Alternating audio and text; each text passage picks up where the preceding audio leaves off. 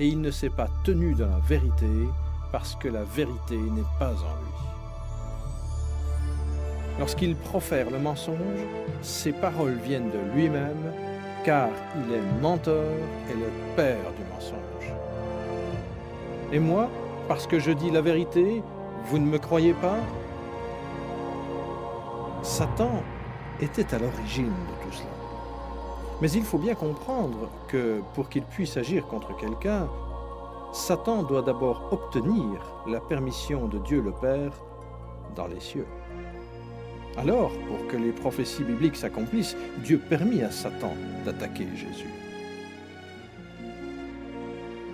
Peu après, les ennemis religieux de Jésus tentèrent de lui tendre un piège en lui demandant « Est-il permis ou non de payer le tribut à César ?» Mais Jésus, qui connaissait leur malice, répondit « Pourquoi me mettez-vous à l'épreuve, hypocrite? Montrez-moi la monnaie avec laquelle on paie le tribut. » Ils lui présentèrent un denier. Il leur demanda « De qui sont cette effigie et cette inscription ?»« De César, lui répondirent-ils. » Alors il leur dit « Rendez donc à César ce qui est à César, et à Dieu ce qui est à Dieu. » Étonnés de ce qu'ils entendaient, ils le quittèrent et s'en allèrent. Jésus dévoila la nature des pharisiens en disant « Malheur à vous, scribes et pharisiens hypocrites, parce que vous ressemblez à des sépulcres blanchis qui paraissent beaux au dehors et qui au dedans sont pleins d'ossements de mort et de toute espèce d'impureté.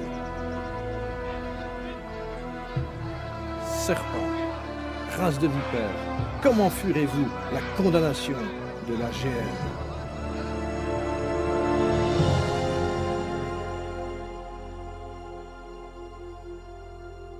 Jésus dit, Dieu, en effet, n'a pas envoyé son Fils dans le monde pour condamner le monde, mais pour que le monde soit sauvé par lui.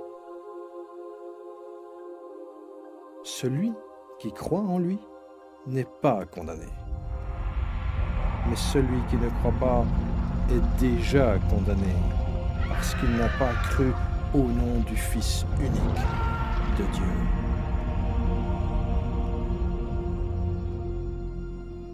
Jésus dit à la foule, « Celui qui écoute ma parole et qui croit à celui qui m'a envoyé a la vie éternelle, et il ne vient pas en jugement.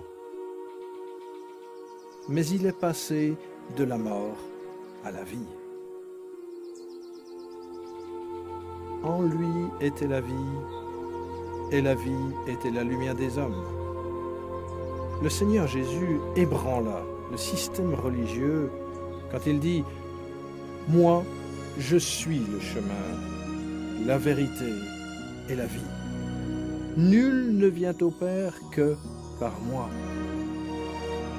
De cette manière, il déclare au monde entier qu'il est le seul chemin qui conduit au ciel.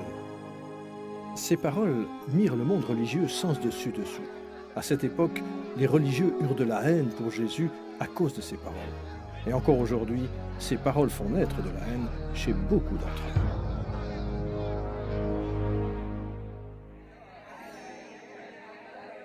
eux. Le ministère du Messie touchait à sa fin.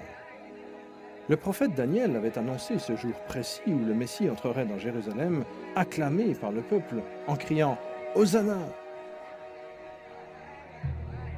Mais Jésus savait qu'une semaine plus tard, il crierait « Crucifie-le !» Satan s'agitait pour inciter les chefs religieux à comploter pour faire mourir son plus grand ennemi.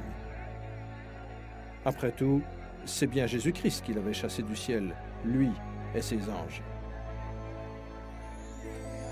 Les disciples étaient encore remplis d'enthousiasme après l'entrée triomphale de Jésus dans Jérusalem.